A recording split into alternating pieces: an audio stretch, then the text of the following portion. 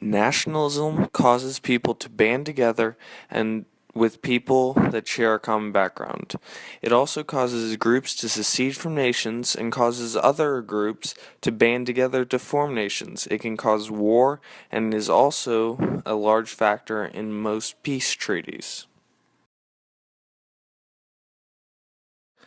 Bismarck's unique personality was a crucial factor in the unification of Germany.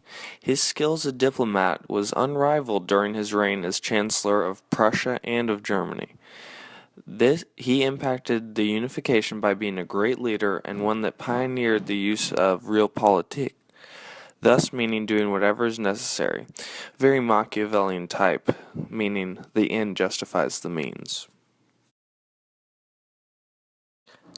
The Franco-Prussian War was often referred to in France as the War of 1870 because it lasted from July 19, 1870 to May 10, 1871. It resulted in a German victory and German unification. Bismarck was crucial with his cunning political approach, which caused the great success in the war. The war caused great feelings of nationalism in Germany because it caused everyone to have a common enemy. In the Italian unification, nationalism was a very monumental factor because it caused Italy to join from many small provinces into the shape that Italy is today. Most of this was accomplished through the military conquest of Garibaldi, and then he gave all of the land that he conquered under the power of Cavour.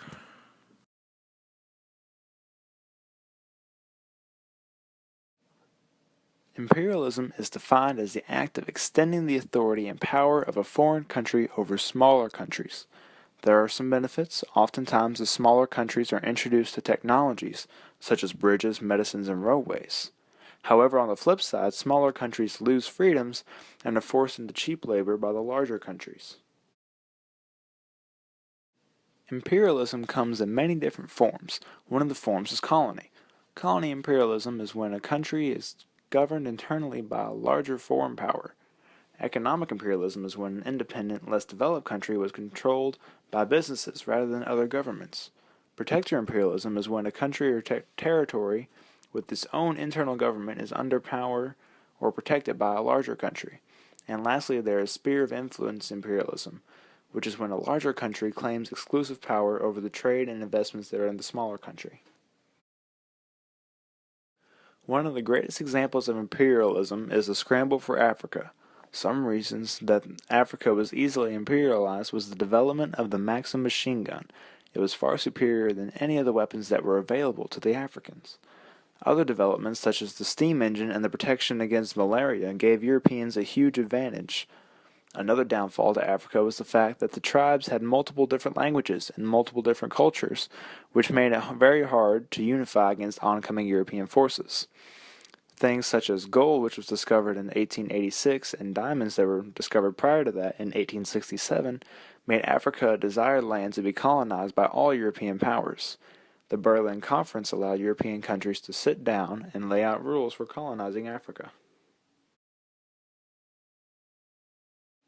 Another example of imperialism was the U.S. imperialism and the Southeast Asian imperialism. In Southeast Asia, many European countries were wanting to get their own piece of the pie, with the Dutch East India Company quickly expanding across Eastern Asia. Although every European superpower had some control in Eastern Asia, it was mainly controlled by the British and the French. The British took the Malayan Peninsula as a trading base to compete with the Dutch, while French controlled Indochina with Emperor Napoleon III's order of the invasion of southern Vietnam.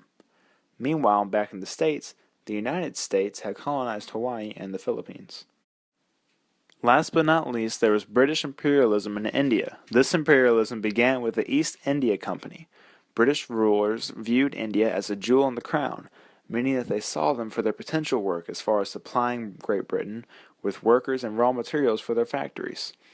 With the colonies in India, Great Britain emphasized cash crops, which meant that the people of India were unable to cultivate crops for themselves so they could eat. This caused many famines during the 1800s, and because the British reduced the textile industries,